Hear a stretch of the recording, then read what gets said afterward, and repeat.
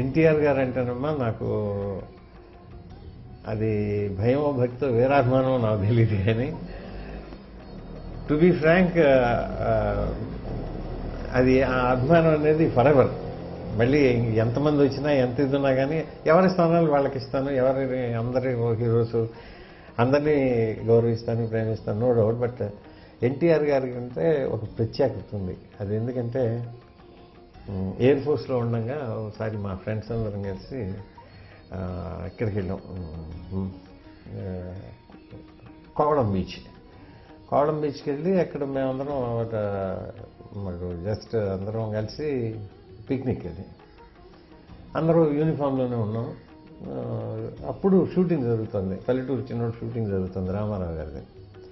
సరే వెళ్ళి రామారావు గారికి నమస్కారం చేస్తే, ఏ బ్రదర్ అంటే, సార్ మా ఎయిర్ ఫోర్స్ వాళ్ళందరూ అండి, మేమందరం ఇట్లా వచ్చాం, మిమ్మల్ని పరిచయం చేసుకోవాలని మా వాళ్ళందరికీ గొప్పగా చెప్పేశారు అనమాట. రామారావు గారంటే శ్రీరాముడు ఎవరంటే, శ్రీకృష్ణుడు ఎవరంటే ఆంధ్రప్రదేశ్లో ఎవరిని అడిగినా ఒక్కళ్ళ పేరు చెప్తారు, రామారావు గారు అని చెప్పారు. అది నాకేంటంటే వీరావేశంతో పొంగిపోయి నేను అవన్నీ చెప్తే చాలా ఆయన ఆనందపడ్డారు. పడిన తర్వాత అప్పుడు అడిగారు, ఏంటి నీ పేరేంటి, ఎక్కడ ఏంటి అని అంటే, సార్ నాకు కూడా సినిమా ఫీల్డ్లోకి రావాలని కోరిక సార్ అన్న. ఏం చేయాలి అని అన్నారు. అదేం తెలియలేదండి, బట్ ఎయిర్ ఫోర్స్ అయిపోయిన తర్వాత మాత్రం నేను వస్తాను అన్నాను. శుభం అన్నారు.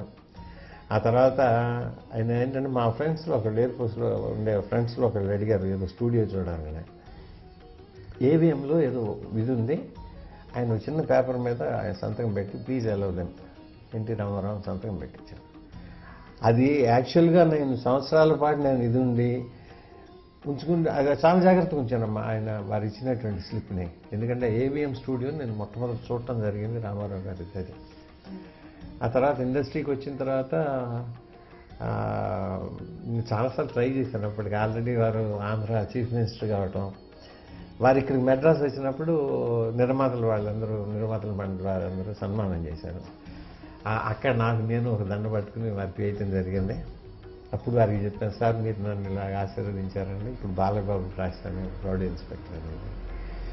ఇట్లాగేంటంటే ఈ వీరాభిమానానికి వెనకాల ఒకటి ఉంది. మా చిన్నతనంలో ఏం చేశామంటే వెదురు బద్దల్ని, పౌడుగడ్డ వెదురు బద్ద, దానికి చిన్న వెదురు బద్దని మేకుతోటి కొట్టి, అంటే ఎవరన్నా ఎదురువాడేమో వాడు రాజనాల, నేను ఎన్టీఆర్ ఇట్లాగా కత్తి యుద్ధాలు జరిగేవి. సరే ఎక్కువగా మా సిస్టర్కి నాకు యుద్ధం జరిగేది. అదేమో నాగేశ్వరరావు గారి ఫ్యాను, నేనేమో రామారావు గారి ఫ్యాను. మేము కొట్టుకునేవాళ్ళం.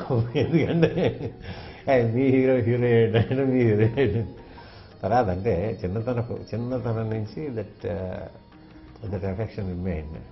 ఇంకోటి ఏంటంటే నేను ఆయనలో చూసింది అంత సింపుల్ పర్సనాలిటీ, అద్భుతమైనటువంటిది. ఏ యాంగిల్లో నేను పార్టీ పెట్టకముందు, పార్టీ పెట్టిన తర్వాత తిరిగేటప్పుడు ఆ పర్టికులర్ పీరియడ్లో నేను విజయవాడ గన్నవరం ఎయిర్పోర్ట్లో ఉన్నానండి.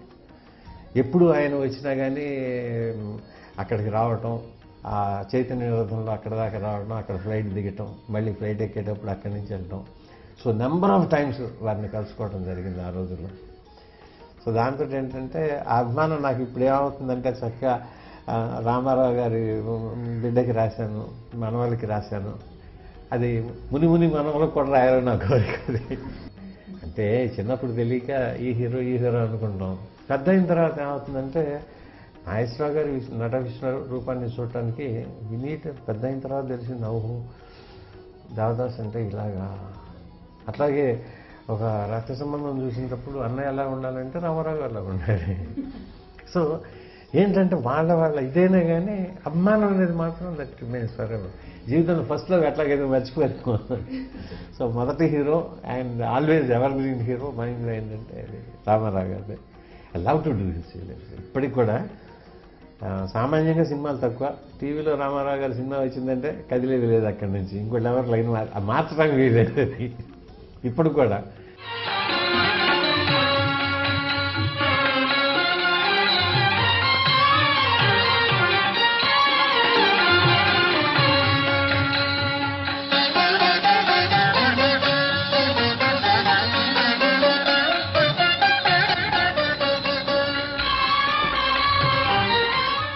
రీమేక్ల పరంపరలో నిర్మించినటువంటి నేరం నాది కాదు ఆకలిది కూడా సక్సెస్ చిత్రంగా నిలిచి ఎన్టీఆర్ కెరీర్లో ఒక మంచి చిత్రంగా పేరు తెచ్చుకుంది.